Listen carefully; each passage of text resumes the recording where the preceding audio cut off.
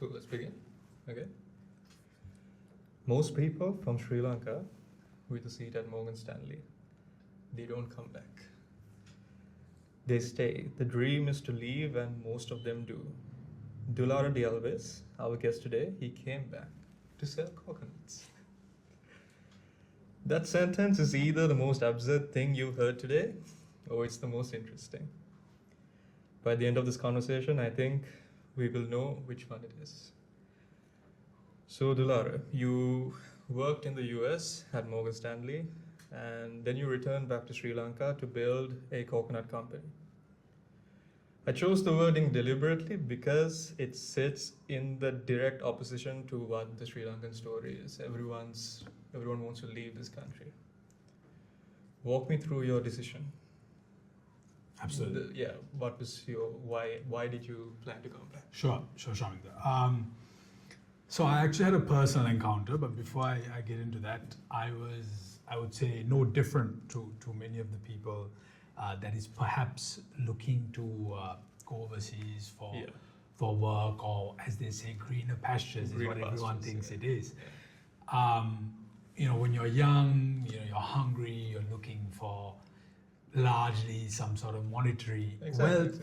Rightfully so. Rightfully so, exactly. Comforts or independence, or however you want to call it. But so when I was working at Morgan Stanley, although it seemed like I was at the pinnacle at the time, I was a fresh graduate working in New York, but at that time I started developing actually a herniated disc, a back problem. Okay. What started very small turned into something a lot more excruciating, very painful, to the point where I was going through epidural injections, multiple physiotherapy sessions per week, eventually ending up with a lower back surgery. All right. And I couldn't stay seated for longer durations of time. So here I was at the time, amazing job, and then I'm facing a personal health ailment. And it took, at the time, and when I met certain doctors overseas, actually in New York, elsewhere, some of them were saying, this may be a lifelong issue, you may not recover, etc. What it seemed like I was at the peak, right out of graduation, job in New York at Morgan Stanley. Yeah. But then I face this health issue, which is a back problem. What seemed like perhaps something very minor developed into, like I said, multiple epidural injections, back surgery, physiotherapy, back surgery. And it reached a point where I was questioning even my ability to recover. And I was very young, right? Early 20s. When was this? This was when I was just turned 21, right? Working at Morgan Stanley. This was now nearly, almost 13, 15 years ago. Okay. So, or 12 or 13, something along a decade ago. A decade ago, a little more than a decade ago. But even after the back surgery, it was taking a long time to recover. I think because the back problem was there for some time, I developed a problem in my neck, so I couldn't turn my neck for a while. So then I was in Sri Lanka going through Ayurvedic medicine and acupuncture, a range of other different treatments. But it was during this time that although I was working on recovering, and which I fortunately did 100%, it put things and life into perspective. Like I said before, although at the time when you're young, you're looking for purely monetary value, independence, comforts. For me, that was sort of a sign, or I should say, a realization. A realization to follow what was my dreams, which was to connect something authentic and premium of Sri Lanka with the world, and not worry about short-term risks or short-term losses in opportunities. And because I felt when I recovered from my back problem, everything in perspective was what's worse than what I went through. So everything in perspective had much less risk. Although from other people's perspectives, it may seem like, wow, he's giving up Yeah. He gave up this prestigious job or prestigious career Yeah. to follow, like you said, life with coconuts. Mm. So when this but at the time when I was recovering, I was working at an FMCG company in Sri Lanka, Unilever, Yeah. and it was in the program UFLP, it's the management training program. It was during this time, towards the end of it, I fully recovered from my health issues, and then there was a factory up for sale in Dankotua. And I thought that was my cue to follow my ambitions. Everyone around me thought I was crazy.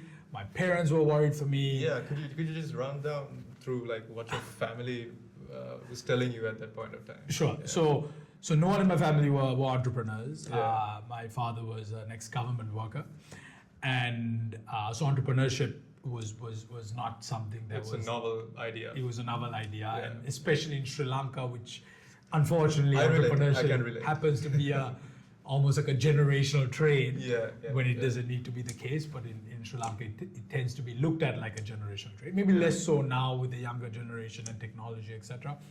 But so again, not only was no one in entrepreneurship, no one in manufacturing, definitely no one knew about coconut manufacturing, if anything. Yeah. Or even I've never exported anything before that. But there was a factory up for sale. Of course, as part of being in Morgan Stanley, and even before that, I did have a passion towards investing and reading into companies. So something I would do even before Morgan Stanley, at Morgan Stanley, and when I was recovering from my back ailment, was I would read through financial reports of what was available. So I knew by the time I was, by the time I recovered from my back problem, I knew perhaps each and every company in the Colombo Stock Exchange because I'd gone through the financial reports. Yeah. It's not a big database, less than 200 companies. I've seen. But that helped me look at this opportunity, this factory that was closing down, up for sale, and evaluate the potential opportunities. Now, keep in mind, I've never been in an operational position ever before. It's very different it's very different to invest in something that is trading in the stock market Versus actually running it. Running it. Yeah. You're managing people, you're making certain strategic decisions, etc. Talking with various stakeholders from banks to investors to customers, whatnot. But yeah, so when that opportunity came up, I decided to take a leap of faith, and that's how it started. So it wasn't a completely rational decision either, I presume, or was it a calculated risk?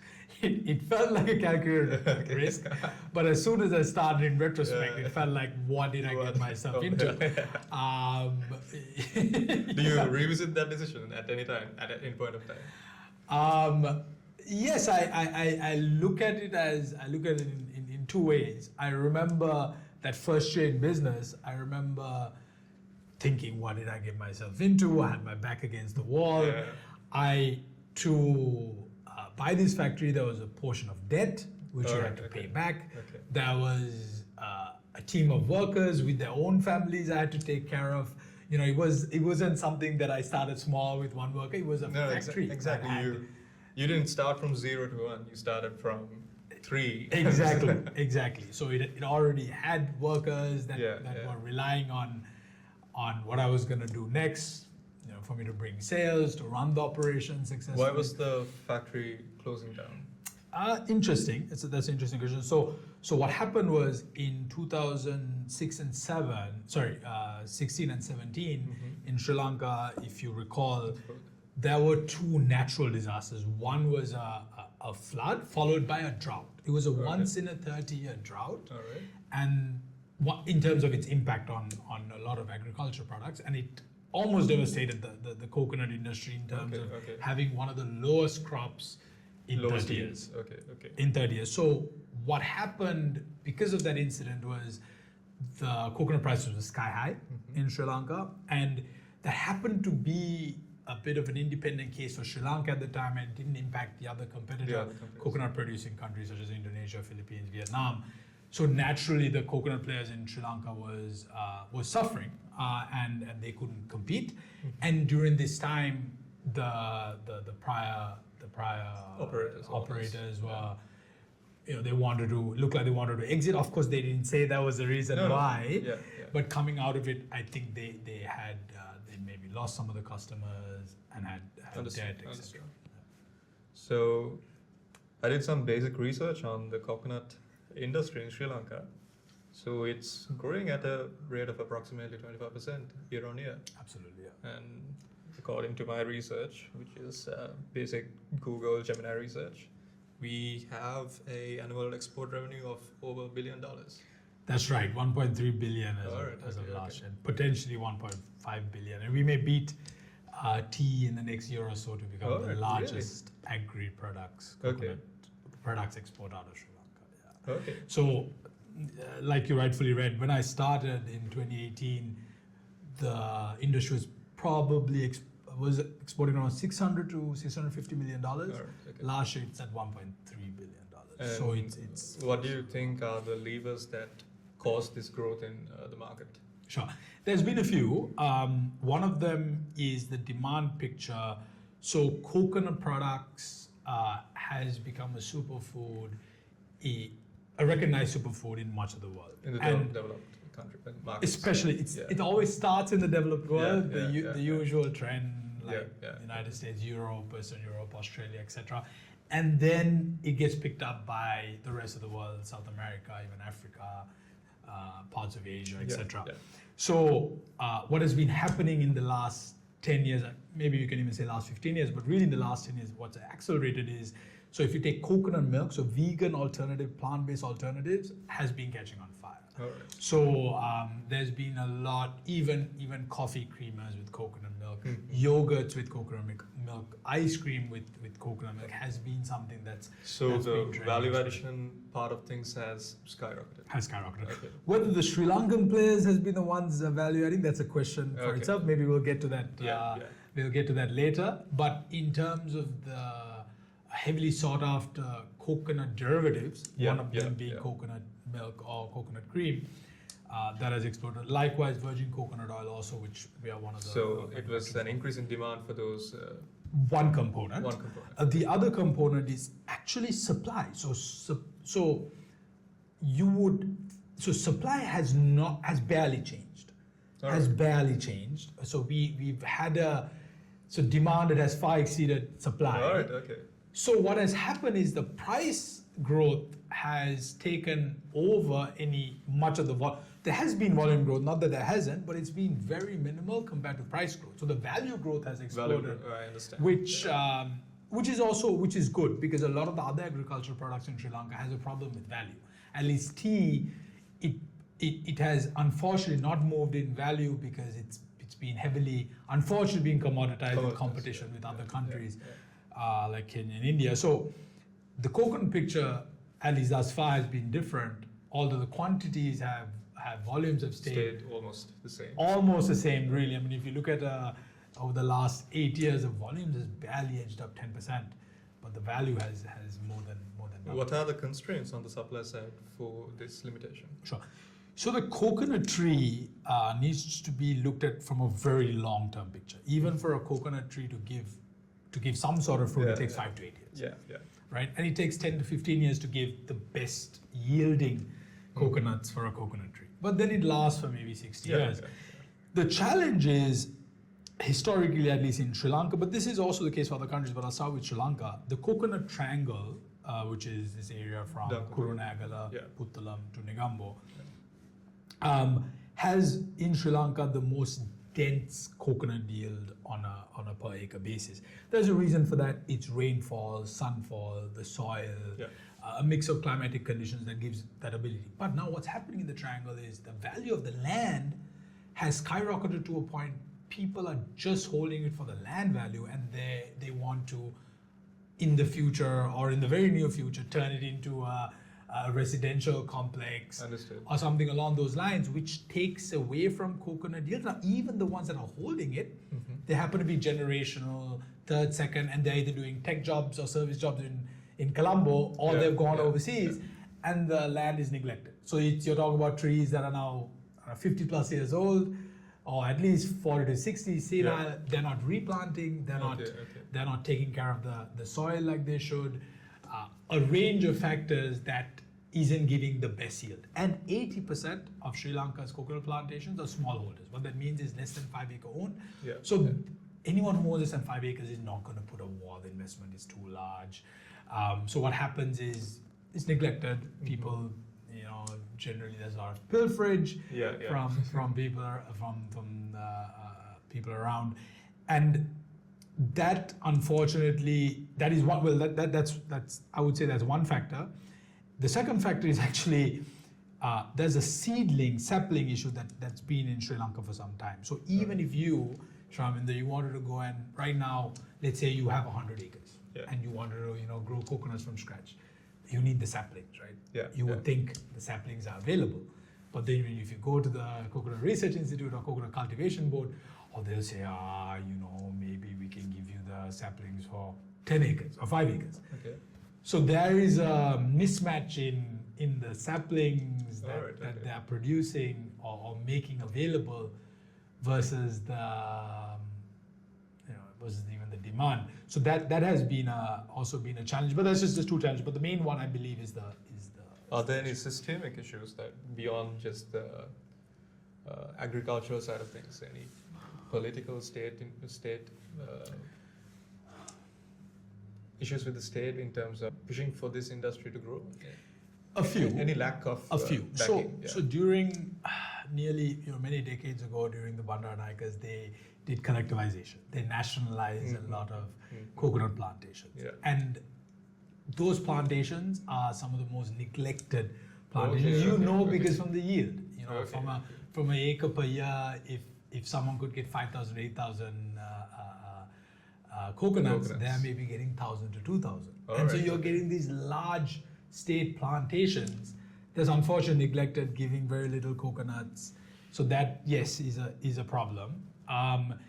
And the second one actually is that there requires a partnership between the government and the private sector to understand that the value that is being generated through expos and through job creation is good enough to take a long-term view on yields. And now what happens at the farmer state is that they don't see the ROI for coconuts because it's so long drawn, requires a lot of efforts. As opposed to maybe even growing pineapple or growing even tea, rubber, because the ROI is more justifiable. But with coconuts, it's not that there isn't a model. You need to intercrop. You need to perhaps go to places like the north and the east, which they are now focusing on. And the time horizons are...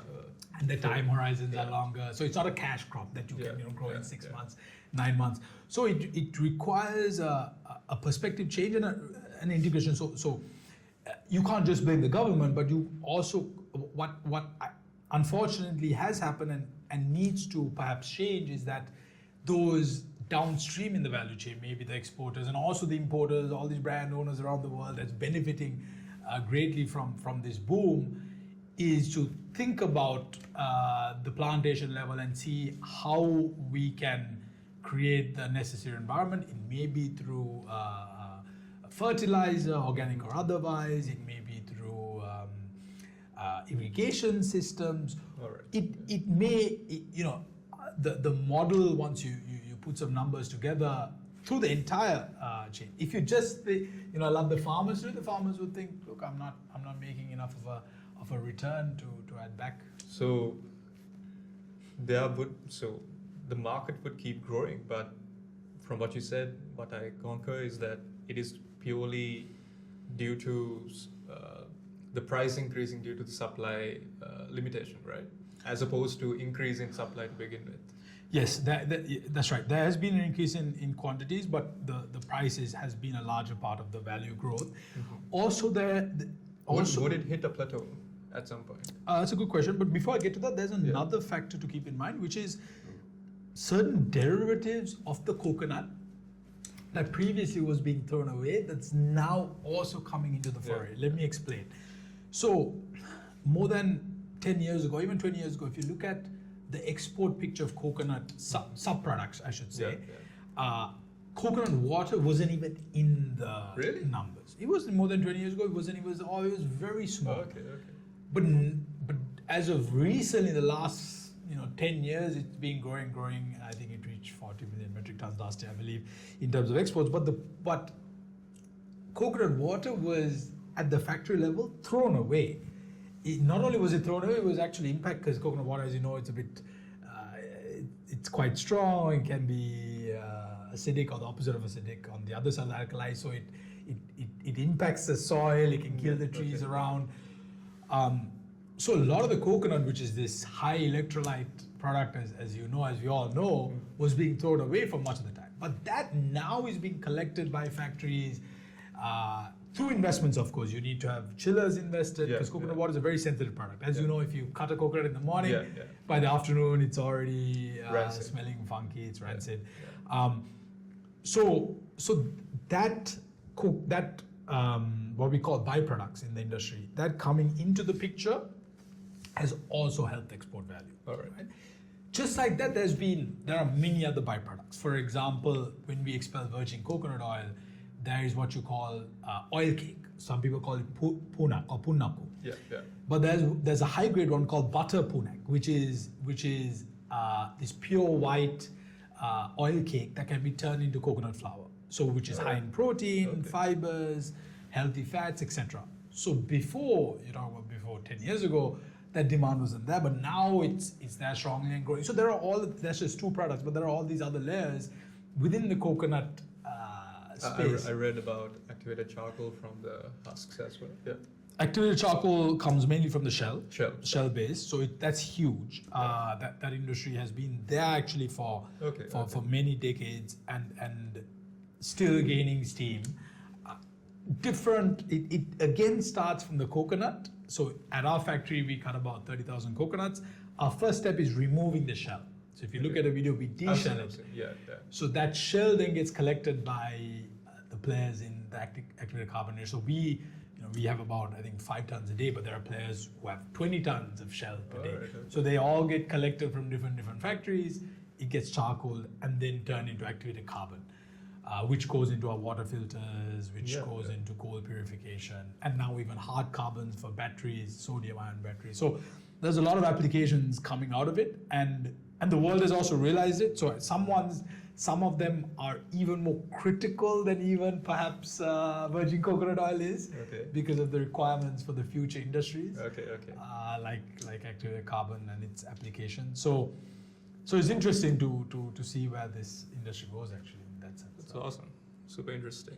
So you start right after you bought the factory, you introduced this brand Coco House, which is a farm-to-table range of coconut-based products. That's right.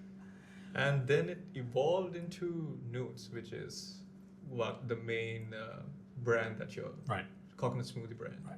Could you just run me through the story? Absolutely. So when I got into the coconut industry, I want to rewind back to maybe my childhood, right? And why I'm doing the way I'm doing things, at least with Nootz, or what I'm trying to do.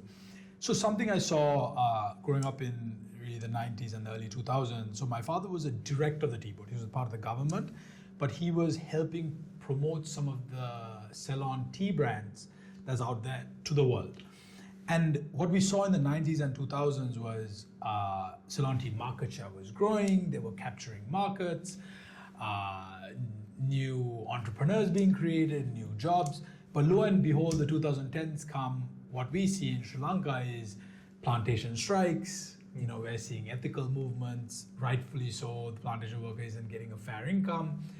We're losing market share as Ceylon tea. And the picture looked like a vicious cycle. And I always believe the reason for that was failure to brand and really the provenance story, an origin story of what we're taking care of here, our soil, the craftsmanship, and the innovative spirit of how we've guided these industries all this long. And I knew once I was in the coconut industry, it was important that although there was this massive tailwind that is there now, that eventually tide's gonna run out. And at that point, I felt it was important for the sustainability of the industry that innovation, craftsmanship, and terroir, which is provenance, is given its fair due and being taken to the world in that way, as opposed to a transactional player. And the first 4 to 5 years of business, like you rightfully said, we were, as part of Coco House and also as part of running a factory, was selling virgin oil, coconut flour, all these coconut-edible products in various formats: bulk, private label, to owners, to supermarket chains around the world. But then what I realized, what ended up happening, was very transactional.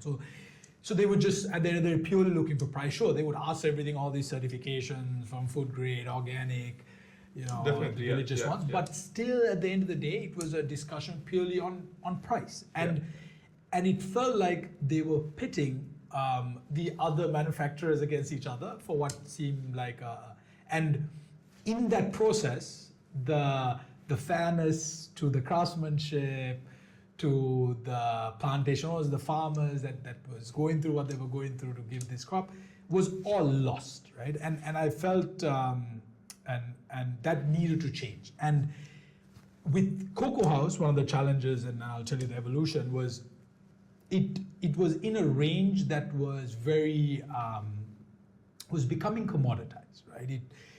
You get maybe 1 million coconut oil brands in the world. Yeah, definitely. Right? And so it reached a point where much of the market was moving towards these supermarket labels. For example, here in the Sri Lankan context, it might be a Kiehl's or a Cargill's, but in the European context, maybe an Edeka or a Aldi, Lidl, in the case of US, a Costco. So those supermarket-owned brands eventually, because see, it was a direct product, it was so commoditized, a brand to succeed in that space was becoming more and more impossible. Some people have, but it becomes challenging. So this is why I knew if we were going to change this picture. Now Sri Lanka, if you look at it, what is a global coconut brand that we have developed? You can't think of anything, right? There isn't one, right? So others have built brands off of our highly sought after ingredients. Exactly. Yeah. So, but at any given time, they could just go buy from Vietnam or Thailand. I mean, what is stopping them from doing that? If there's a bad harvest in Sri Lanka or some climate issue or a pest issue. So now, although this high level seems simple, clear, to build a brand is a game of its own, and we wanted to do so the vision for Nootz came with a crazy idea to introduce a dairy alternative, like a plant-based alternative with coconut milk, but have it share everything that is exotic, tropical of Sri Lanka to the world. So all the fruits. So a coconut smoothie essentially is the final product, but bringing that into market was, a lot. I can't begin to fathom how hard it should have been because of the R&D that's necessary for this. I actually tried it a few months back. I believe pink bottle, papaya. Okay. Yeah. Which supermarket? It's not there in every supermarket, right? Yeah. It's which one did you try? Kiehl's in one go phase. Okay, super. Okay, good. So I just tried it. It's not sweet. Yeah. 3 ingredients. Yeah. Super clean, and it is something I appreciate of the brand that you built, because everything on the supermarket shelves, these are laden with preservatives, artificial colorings, and all that. So I attest to what you built on that regard. Just to take a slight detour from the business side of things. Of course, you built an export-based brand, so that gives you leverage in terms of a USD income, USD earnings, better wages for your staff, and it gives you some anti-fragility in terms of macro currency depreciation, shocks and whatnot. But at the same time, it does make such a clean and brilliant product unaffordable to the masses in Sri Lanka. Right. So that is something, because eventually, personally, I also want to build something in the food space. Yeah. Because I plan to live here, so it's a selfish end. Sure. So have you thought about this? Absolutely. Yeah. So you mentioned 2 points, Shamin. The one was that through these crises within the Sri Lankan context, how because we were an export-based company, how we were largely sheltered. And the answer is yes. I look at almost each crisis that was there since 2018, Easter blast, COVID, the economic crisis, even recently the Hormuz crisis. Actually, each of them has, I don't want to sound selfish saying this, has helped our company because we managed to grow through. Actually, during COVID, there was a massive superfood demand because when people at home around the world, they were looking for organic coconut products. They wanted something healthy as opposed to if they were going to the restaurant, sometimes the restaurants would try to undercut on price. When you're home alone, you're thinking a bit more about quality ingredients. Even during the financial crisis of Sri Lanka in the sovereign debt crisis in 2022, although the local consumers and the industries were suffering, for us, because our export demand continued, the government was doing all it could to provide us a fuel. We had dollars to buy fuel to run our generators, and so we were in that sense somewhat shielded, exactly, safeguarded. Now coming to Nootz and the positioning and the questions that you mentioned on the price and what we're building, it's something that I think of every day, even to this date, because of what is the vision of Nootz, the purpose of it. So what we say is to shake up the value chain and build a fairer world, and also it's as an extension, it's positioning. So in Sri Lanka, in the supermarkets in Sri Lanka, like you rightfully saw, it's usually, I'd be surprised if it's 10 grams of sugar, it's usually 20 grams. What you built is a singular product. That's right. But it comes with, find it expensive. Exactly, people find it unique because people are used to the sugar rush. They're used to concentrates. They're used to some preservatives. So something like this, without all of that, not only is a palate a little different, but it comes at a high price point as well. So this is, and that's why actually in Sri Lanka we're in about maybe not a lot of stores, in about 200 stores. Maybe we might go up to maximum 300, but those are A-grade outlets. In tier 1 cities. Tier 1, also tourist-centric outlets, for example, Cargill's in Waligama. Understood, So the kind of people who will appreciate the product, can afford it, and is also looking for something that is not just unique, but no added sugars, organic. So we are the only organic certified beverage in the supermarket, also the only, I believe, no added sugar beverage in the supermarket. So that,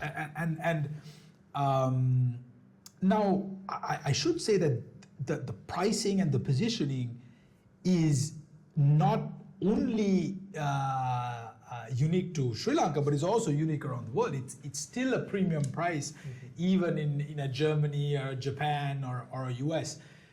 I know, for example, for a fact that I can just add some stabilizers, add some concentrates, and half the product in terms of price. Definitely. But I just feel that that is not what we're trying to achieve, and that creates. And that is a massive compromise in the end product that you build as well. Massive compromise. Sure, we might get some volume, but maybe whether we go on out there to build the brand that we want to on innovation, craftsmanship, terroir, I don't know. I probably don't think so. So, because then you are with, especially in a country like the US or in Germany or in Japan, you're with perhaps 100 other brands that's offering a similar proposition. So there's nothing really unique about than what you're offering.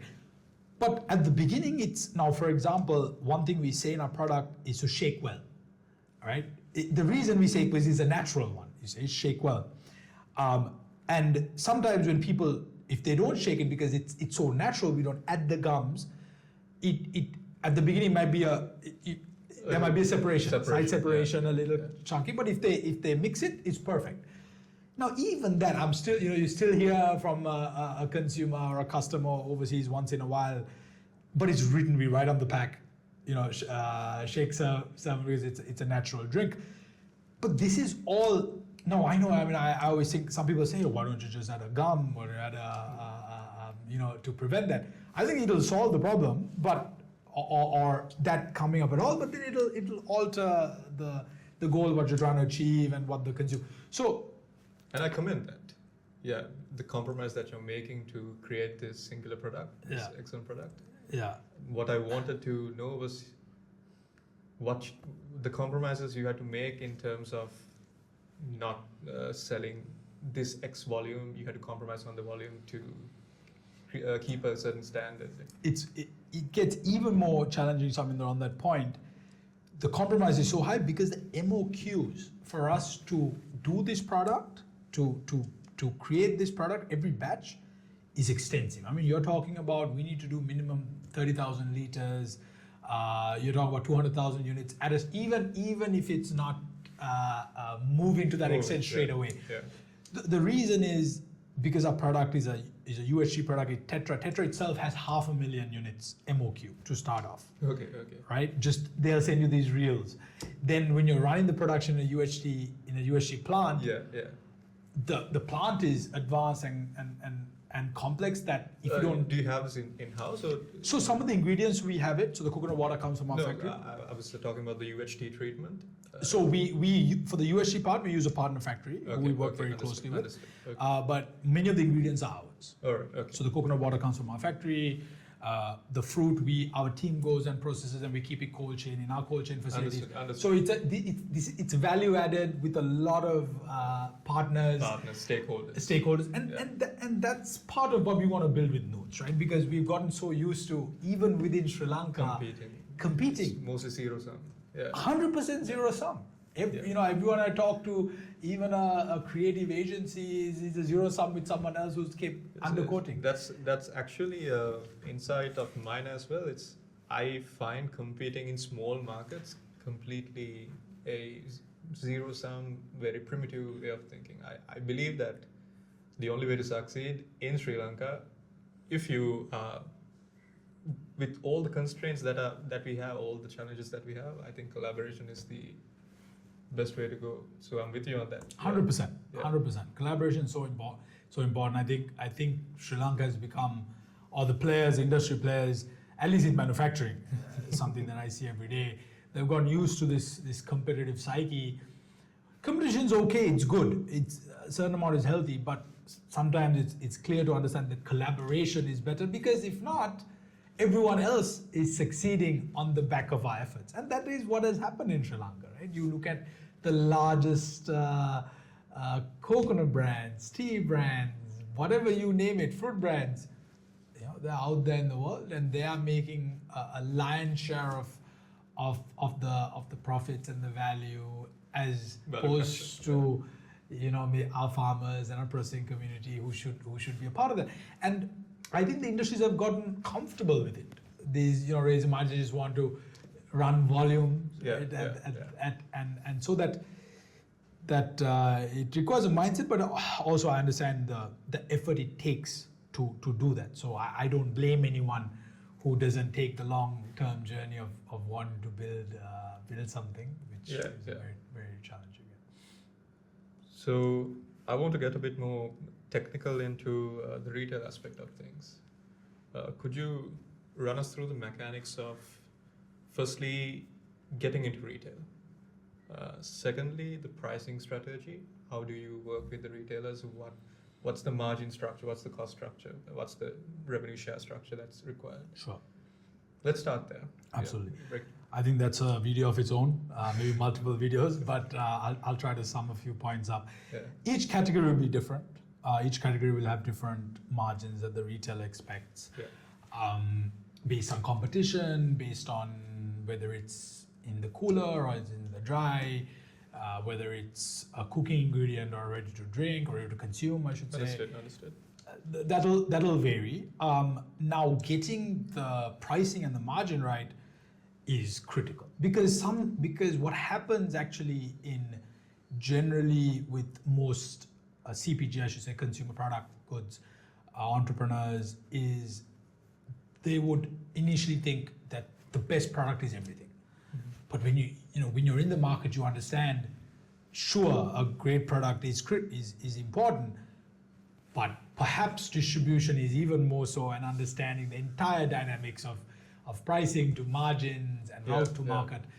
Retail is, if I just say, it's 30% margin, or in the category maybe 35 or 25, that'll only maybe even share 5% of the picture. Because to survive in retail, there's a range of other costs that's going to come afterwards. Consumer promotions that you're going to have to do from time to time, sampling demos, other sorts of marketing to get offtake. Because if you're a new brand on the shelf, especially at a price point like ours, there needs to be some sort of awareness that's built for a person to want to try to take the risk. Sure, product by itself, the packaging is distinct. Yeah. will help. Yeah. Will help drastically people to want to try it, but it does require other sorts of marketing at different times to survive. Now, this is why even if your margin for the product, your gross margin, let's say, is even high as 30 to 40, even 50%, and even if the retailer is keeping their healthy 30%, you may still not make money net margin because you're investing so much into the brand. Right. Okay. It's very much possible, right? Yeah. And I see it all the time because the amount of effort required to Get turnover going is get velocity going, churn going is quite a bit of effort. And I should say, from country to country, the retail space is different. Now, let me tell you, I'm having a conversation with a US retailer. It's meant to be the most premium retailer in that market, so the celebrities go there, etc. They love Is it Erewhon? I don't want to comment too much. I don't want to comment too much until we are in it. But their listing fees are asking for $20,000. So there's a fee to list as well. This is after approval. Okay. You have to submit documents. They check if you're organic. They check if you are a simple ingredient product. So yes, okay. so the kind of retailer that you mentioned, I'm not going to say if it's them or not, the kind of retailer you mentioned is looking for exotic product like Nootz. Okay. But they'll say you're approved, but then to find out there's a slotting fee, and that's accepted because of their prestige, etc. And it's not just them. It's not just one. There are other retailers that may ask it in some form or another. A free fill, they'll say. Free fill is where you have to send a case per SKU per store free of charge. Understood.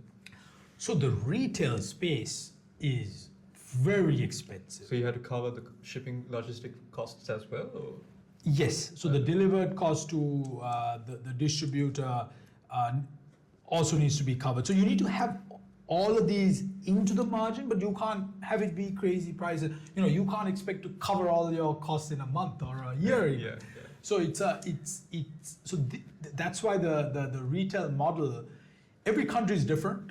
So US is a piece of it's different, as in there are a lot of similarities, but nuances as well. So in the Sri Lankan context, the universe for a premium product is of course small. Understood. Naturally so, because the per capita income is less and et cetera, et cetera. Yeah. Situation might change with tourism, and if we get that right segment of tourism over time, Exactly. et cetera. Yeah.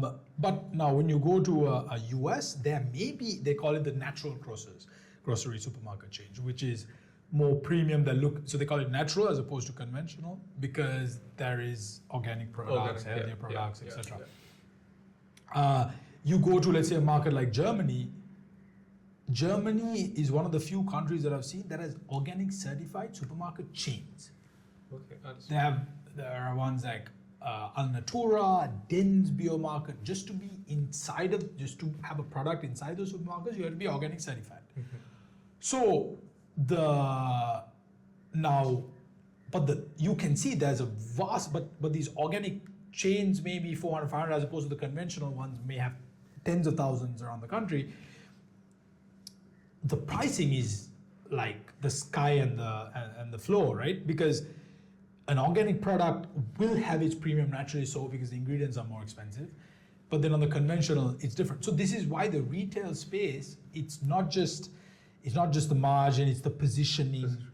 Okay. Do you really, do you want to be there? Because sometimes, I know even in Sri Lanka, in certain supermarkets, we're doing maybe 3 to 4 times the sale per store than the others because those are considered more premium, the consumer that comes there is more premium. Yeah. You said you tried a Shangri-La OGF, correct? OGF. It's not present in Negombo. You mean in Keels? In Keels. Yes. So this is why. So the discussion then. So OGF will be one of the highest performing outlets. Exactly. Yeah. But then an outlet in I don't know, somewhere in the suburbs might not be, because it's outpriced. You know, they're looking for a regular 150 rupee pack of sugar and water. You know, whichever it is, right? So the and that is also the case in other countries as well. But this, and now to approach them also is for them. Maybe I'll finish off on this point on your question. With a consumer, with a CPG product, it's always proof of concept, right? It's always what the retailer thinks would be, or what you can prove would be the demand for this product, and whether you will move a minimum of certain units per week or per month for you to get shelf space in that outlet, because they're playing a real estate game. At the end of the day, you know, they have space. You know, would this product here move enough units and make enough profit contribution for them to be that? That's simply just the way they look at it. Yeah. Now, so the point of proof of concept is that each retailer would want to know how much it may potentially move, or what's the value going to be. So that can start very, very small. So it might be just 10 stores, which is a proving ground to see whether the proof of concept for this product works, right? And that 10 stores might open up to 50 stores, 100 stores, 1,000 stores. So you start most centrally, for example, you introduce few units to a few stores in, let's say, a major city. They test demand, and if there is demand coming through, then they expand it. Yeah. They give you the access to expand eventually. Yes, even the main retailers might not even take you on board, but you may have an opportunity with some of these boutique stores. Understood. Okay. Right? There are these ones around the country. Like in Colombo, there's Good Market, so they usually give an opportunity for you to try a proof of concept, especially a product like ours.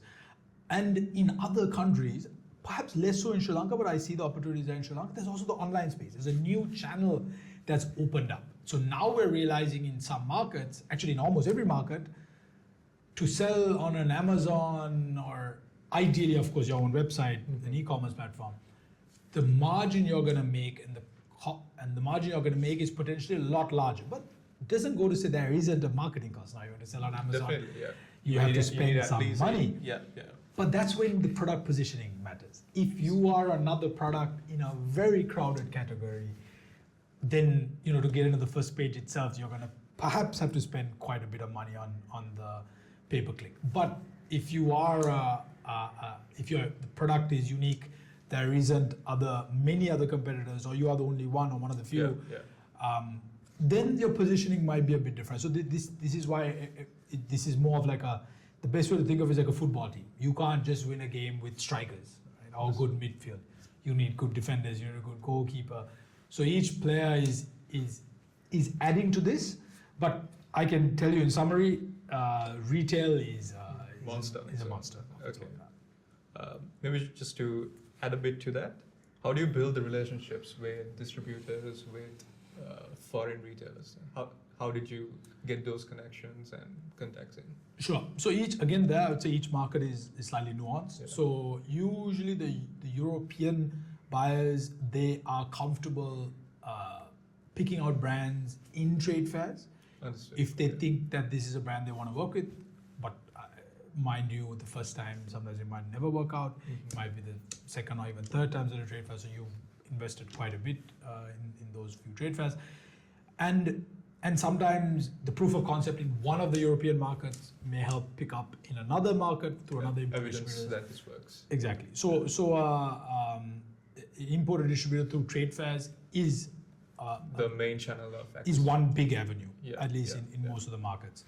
But actually in a market like the US, in some other markets, actually even in certain European markets, there are brands that have never gone to trade fairs and built it. Maybe not from Sri Lanka, because we're so far away from maybe the target markets that we want to be in, but there are brands that are maybe, I don't know, UK based, who without going to these key trade fairs still find a way into the shelf. There are multiple stories. Maybe they go to the smaller fairs, maybe the farmers markets, whatever, to build that initial consumer traction.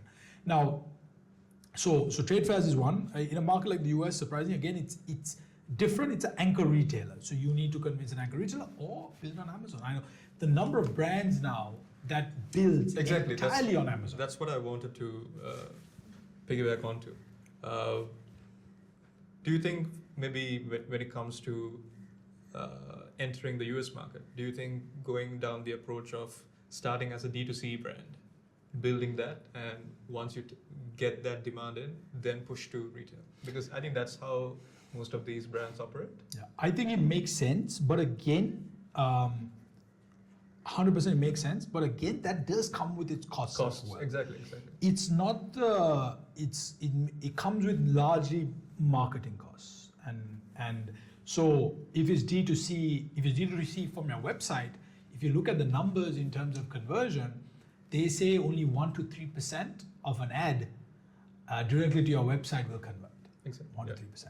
On Amazon, I think that number is 8 to 12%. Some really good ones at 15 to 20%, because the purchase intent is high when people go into an Amazon.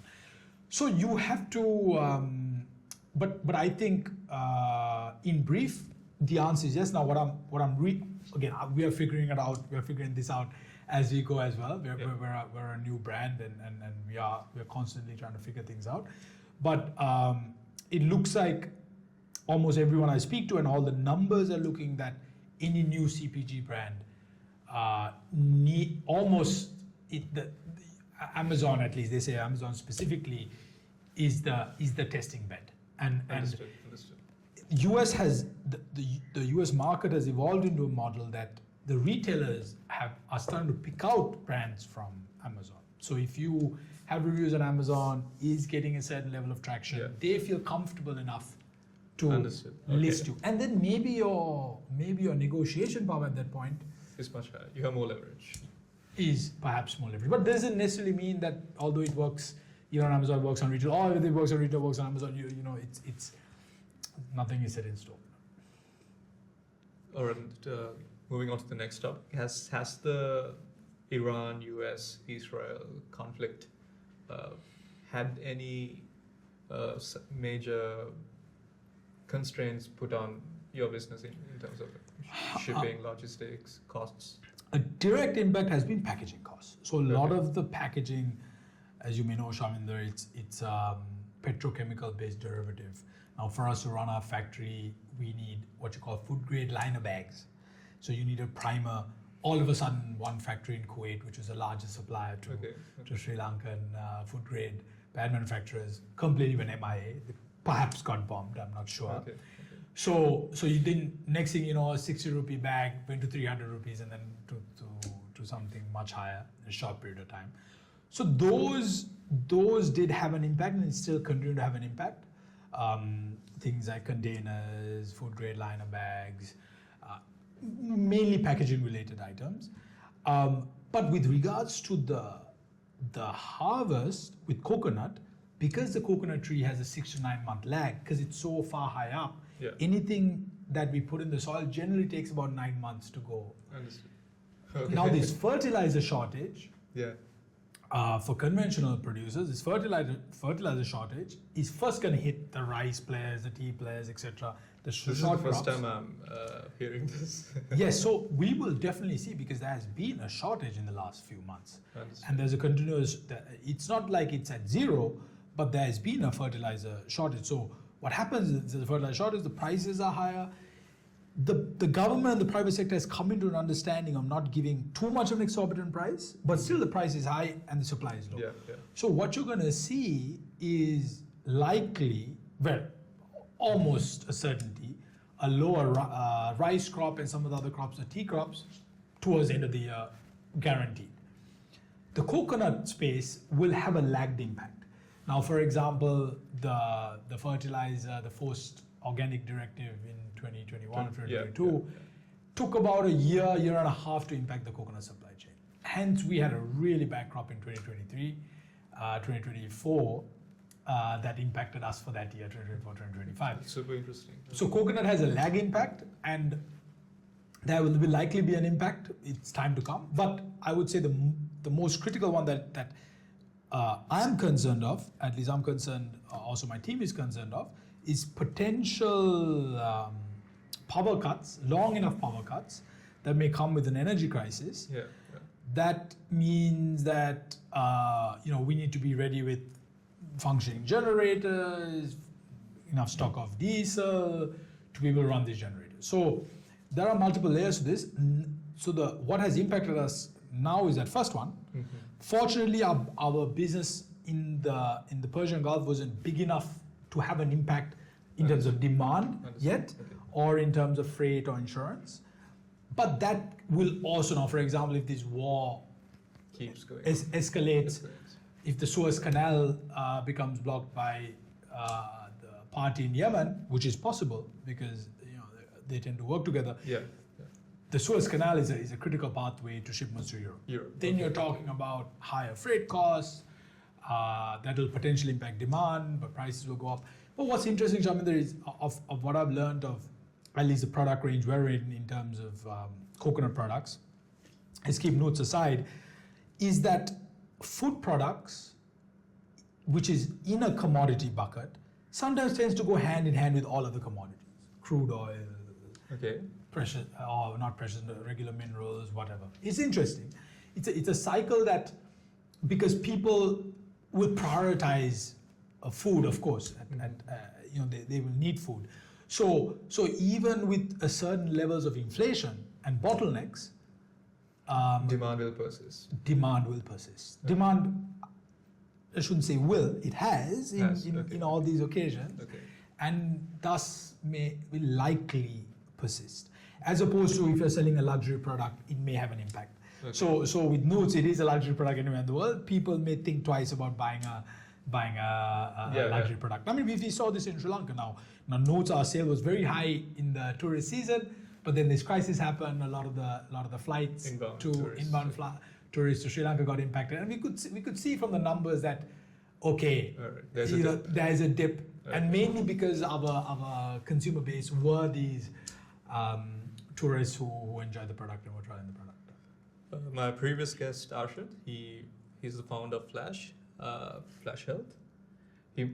During our conversation, he mentioned that crises, they keep coming continuously, and the goal of an entrepreneur founder is to spot the opportunities that come with them.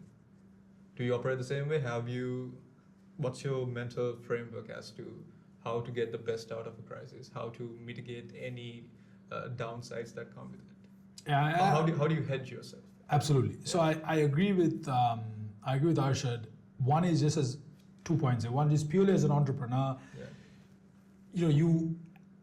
Because so much is at stake, and you are answerable to many stakeholders, not just your workers and your investors, but also the government, banking parties, day to day, everyone else around you. So because of that, when a crisis comes, it naturally you have to.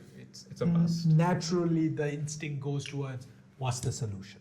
How can we come out of this ideally stronger? Now, getting to the second point, crises also offer opportunities, mispriced opportunities to come out stronger, and that has definitely been the reality. Of course, it's easier said than done. If you're in an industry that's going to be, like, for example, if you're running a hotel and tourists can't come, there's of course going to be very little, potentially little things that you can do. Maybe you can figure things out. There are but it's going to be hard. But as a manufacturing export business, there may be avenues that's potential avenues that you can think of. And in Sri Lanka's case, it's not that I want to comment on it, is that generally every crisis will have an impact on the currency. So as an exporter short term, sure, there may be a gain. But what happens over time is that it gets repriced because of the commodity side. But if you're building a brand, maybe there's a bit more opportunity to have that value for longer, right? Understood. This is why in some ways the tech industry, because they have priced their contracts in foreign currency. If there isn't maybe too much competition that comes and some, but I don't see that happening in tech. They're able to cascade that benefit or part of that benefit to the worker. And I think it's important even our agri-manufacturing export space comes to that. Because if not, this is something because I've realized some of the players, they get so used to that as their gain over decades. So they see the 5% gain as the profit, and because then that gives you very little maneuvering space to uplift the value chain. But to do that, you do need to lead this commodity trap, and and that's something that some players have done it. All kudos to them. It's hard, and it's part of something that I think. But of course, as an exporter, you have that luxury in Sri Lanka. Depends on how you use it. Now, and I'll tell you, maybe finish off on this. So in the 2021-22 crisis, sure, there was a large exchange rate hit. Whatever our company benefited in the short term, we use that capital for R&D. We use that capital to help with the initial parts of Nootz. We could have taken that money and gone and bought some vehicle or even an apartment. That's not the decision we made. Yes. Right. The decision we made was take a bet on something long term that will add further value to the community down the line. For any founder that is looking to get into the retail space, into the food and beverage space, maybe 2 or 3 points advising him against it. Yeah, don't do it. No. Advising him against it. Yeah, 2 or 3 reasons as to why he shouldn't think about this space. Yeah, I would say now that don't think about it if just a short-term profits or short-term. Yeah. I have not heard of any food product, consumer products brand that has made short-term profits. I mean, at least a new entrepreneur, maybe a brand at scale, if they introduce a new variant SKU, even them I rarely hear it. But those cases, if you're an established brand and you introduce something with matcha, and then you make money on it, sure, those things happen. So it's and because the space is so that being said, I should say that there are a lot of spaces within food products that perhaps you can start small. Maybe the MOQs aren't as big. You can build a brand over time, but generally what I see with those spaces there's an equal amount of competition. Understood. Let's say, for example, you can sell a bottled juice product, glass bottle juice product, but then you would see that, okay, 10, 20 other or whatever number of players can do it, can also give that proposition. But on the other side, when you are working with a very complex product with a more, maybe perhaps a complex supply chain, then you're talking about high MO, because sure, there's less competition, but then you're taking on this a ton of risk on the initial investments. Initial capex as well. So you require stock, massive R&D, everything, right? Yeah. So this is why whichever path you take, it's a very long term. That I should say. So there's no quick return whatsoever. It's a very long term path, and it's hard to say whether the success will come in 1 year, 5 years, 10 years. Because there's this brand owner I follow on LinkedIn. He's Canadian. He was saying his brand didn't get to $1 million for the first 5 years, but now it's $1 billion brand. Okay. From the 5th year to when he sold the company for $300, $400 million, which is in another 10, 15 years. So clearly it has exploded. There must have been something in the product market fit, in the timing, luck. In the tailwind for the category, or whichever, luck, right? That must have worked out. But generally what I see is that sure, there is a level of strategy that you need to go into it. You need to have the numbers down. And this is something where I would say that it's a strength and a weakness. Sometimes I may go into this purely on intuition and gut and high level number, and I have some minority partners who are very structured. So for them, sometimes they ask, for me to put up all these numbers together, and initially I like, you think to go aside and do all this, but when you do put all these numbers together, the picture makes a lot of sense. Now, of course, there's a lot of assumptions you need to make and get into that journey. But once reality hits, exactly. So I guess you need a mix of the strategic approach as well as an intuition. Some level of delusion as well. 100% you need delusion. You for sure need delusion to think that for example, for us to now I look back to think that, what am I doing having Nootz launched at 495 rupees in a category that's selling at 150, 200 rupees. But I'm there on the shelf. Yeah. That's right. So I think about I'm there on the shelf, but you have to be a bit, I think, like you said, delusional, delulu, to do it. Last one before we close. So you're building in food systems, agriculture, and do you have a personal view or conviction on how you envision food systems in the future, for the future generations should be, as opposed to how they are currently? Yeah, so I'll say two words. It needs to be fair and it needs to be regenerative. What I mean by fair is that, the point is not just in Sri Lanka, but a lot of the agricultural products that the world offers has unfortunately gone in commodity format.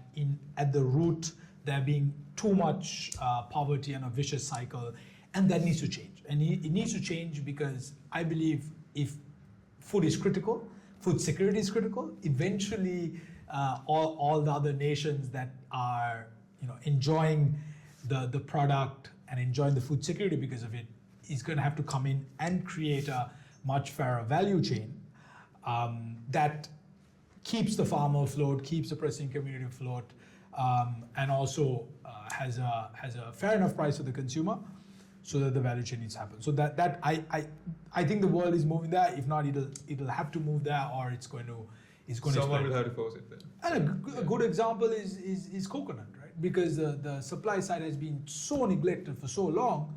Now everyone has to pay a sky high price around the world. But who's benefiting from the sky high price is another question that also needs to change in terms of this fairer value chain. But that is a result of underinvestment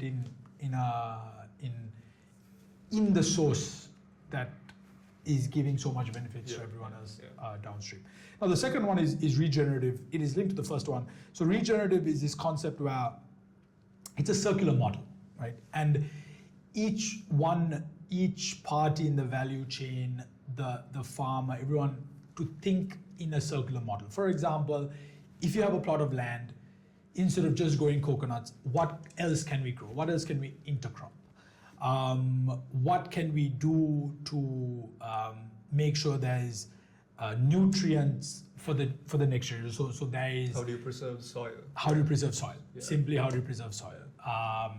No extreme tillage sort of practices, and if you extrapolate this, how can you create collectives? So groups of farmers who may benefit from a communal well that is able to give water for the entire farm. So this regenerative concept doesn't just start with one farm. It starts with overall thinking of a community, the private sector, so the manufacturers, exporters, as well as the governments coming, and the foreign importers, distributors, retailers, all getting involved to get there. And part of that is also part of this regenerative circular model is if you take some of these, like I said, in the coconut, you saw there were so many derivatives that's now being utilized. Actually, coconut is perhaps one of the least, has the least food wastage. If anything, it's in Sri Lanka, it's probably close to zero, other than the moisture that gets dried when we're drying the desiccated. But that is not the case in the fruit supply chain, for example. So when we're cutting mangoes, what happens to the seed? What happens to the skin? What happens to when you're juicing? What happens to the fibers that come out of it? All of this is largely either compost, at the best, feed to poultry or cattle. But there are massive use cases for those, right? Massive use cases for those in cosmetics, in other uses. So they are coming up around the world. But the point is that needs to happen at scale, because if it happens at scale, the food security is maintained. There's a better price for everyone. There's better prices around the world, so everyone is gaining from it. So this and there are parties around the world who's working on this. So I know the European Union is there are ground level parties. So we were part of a cohort called the Circularity Cohort. So European Union, GIZ, and France's expertise, they got together to have essentially a circular program to companies such as ours. So as part of Nootz, what we do actually is one of our key goals is to directly address the post-harvest losses in the fruit supply chain. So as per the United Nations, 20 to 30% of our mangoes, pineapples, papayas, passion fruits goes to waste during the high seasons. It's because of demand fluctuations, lack of cold chain facilities, various different reasons. So as part of Nootz, because we can puree it and keep it cold chain, is to play a bigger role in that as we build the demand, right? And so, and I think there's a lot of opportunity in concepts like that. Just maybe one other example. So for example, I think it was within the last 6 months, we saw this pumpkin crisis. All these farmers have grown wattaka pumpkin, and it's fallen from, 400 rupees or 40 rupees all the way down to 4 rupees. Because they couldn't sell it. All the farmers have gone to growing pumpkin.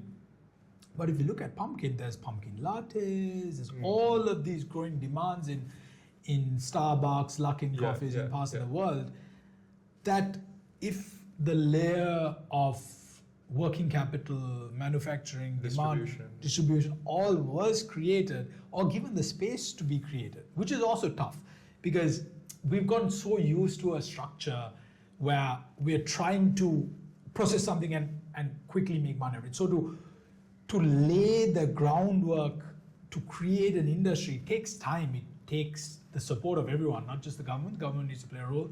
The private sector needs to play a role. Sometimes it's not capex. Sometimes it's just working capital. Sometimes buying all of these pumpkins from these farmers is potentially tens of millions or hundreds of millions or whatever the batch you're trying to create. But doing that you're able to create the demand, and other countries are doing that. I see Thailand doing it. I see Vietnam doing it, and we can also do it. We just need to get our groundwork correct. Yeah, get all the stakeholders to work in tandem. Yeah. Final question: where does this go from here? What's your vision for the next 5 years? Sure. So I see. You mean in terms of the company, or in terms of the company, your personal goals and dreams that you have beyond? Yeah. Sure.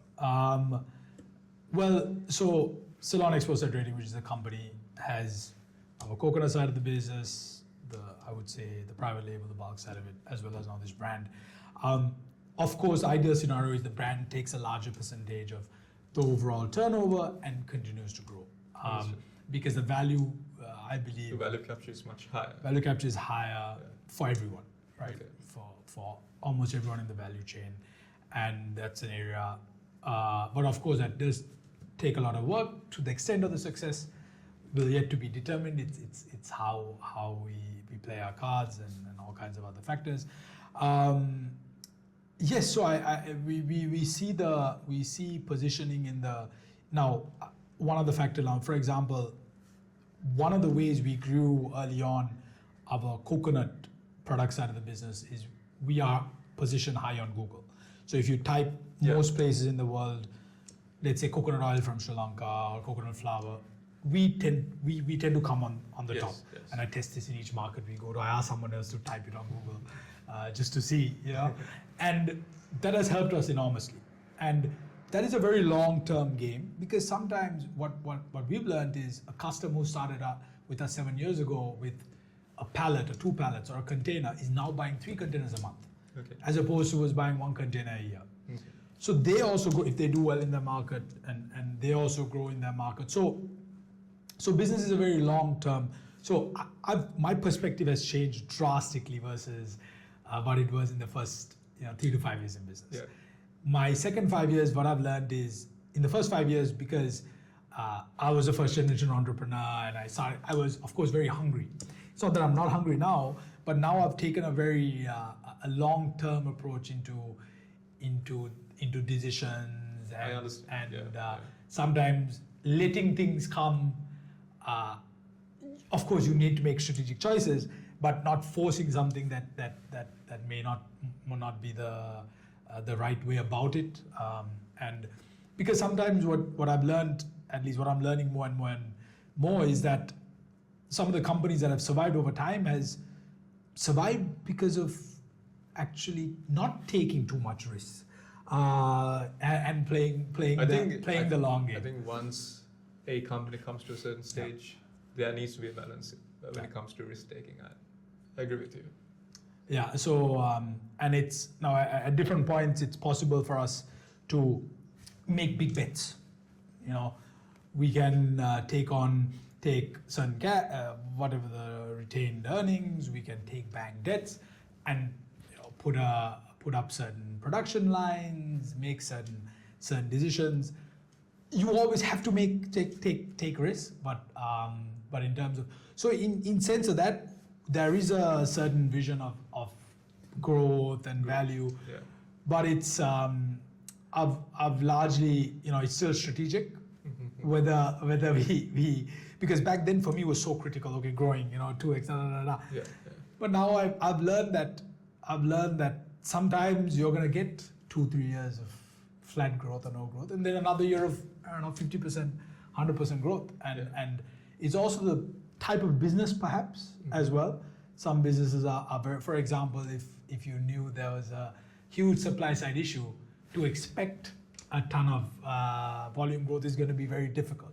Right? Depends on the industry. Maybe that won't be the case for tech, but at least in our industry, or let's say there is a commodity super cycle, a huge boom that we can't time, but it is there. You're going to get a natural demand, and when you're brand building, you don't know if the right community picks it up, they enjoy the product, or and then it picks up. See, it's all, like I said, the SEO was not something we built I get it. in a few months. But now the inquiries we get from that is something that now whether Nootz is able to capture those positions in an Amazon or in retail, in etc. With time will tell.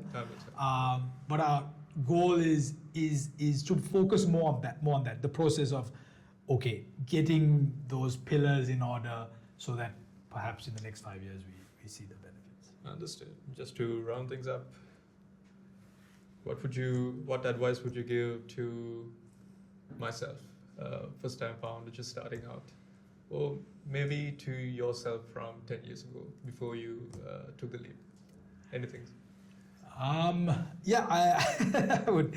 I think getting back to one of the prior points, you shouldn't overthink either. You should perhaps overanalyze, because then we end up not making some of the decisions. Exactly. But whatever decision that's made, not to look back, and I want to maybe sum by saying this: not to have a plan B, actually, right?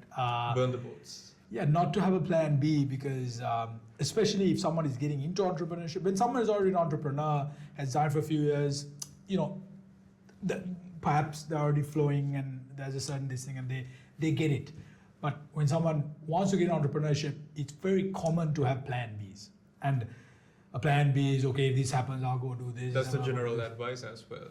Yeah. General advice. And people say, if this doesn't work out, what are you going to do?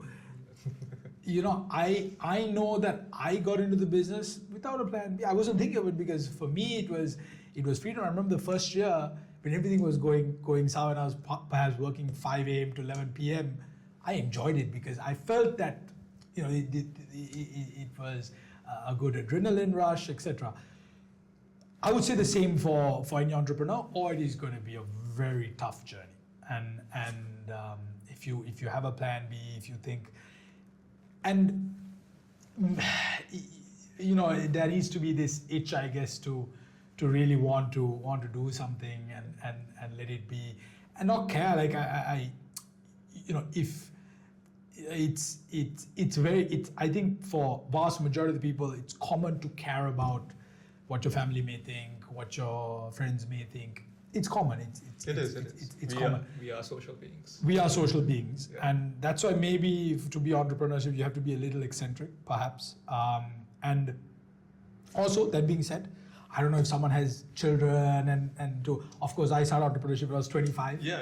So I had, no commitments to a wife or children. I have a wife now, but things have changed because you have to think of other people and etc. So with all due respect to that, but that's why I always say starting entrepreneurship younger is probably better. But I've seen people who are older, more mature, more experienced, also doing it even better. But So to sum things up, be delusional and shoot for the moon. yeah. All right, Dulara. It Thanks. was an awesome conversation. Thank you very much. Thank you. Thanks.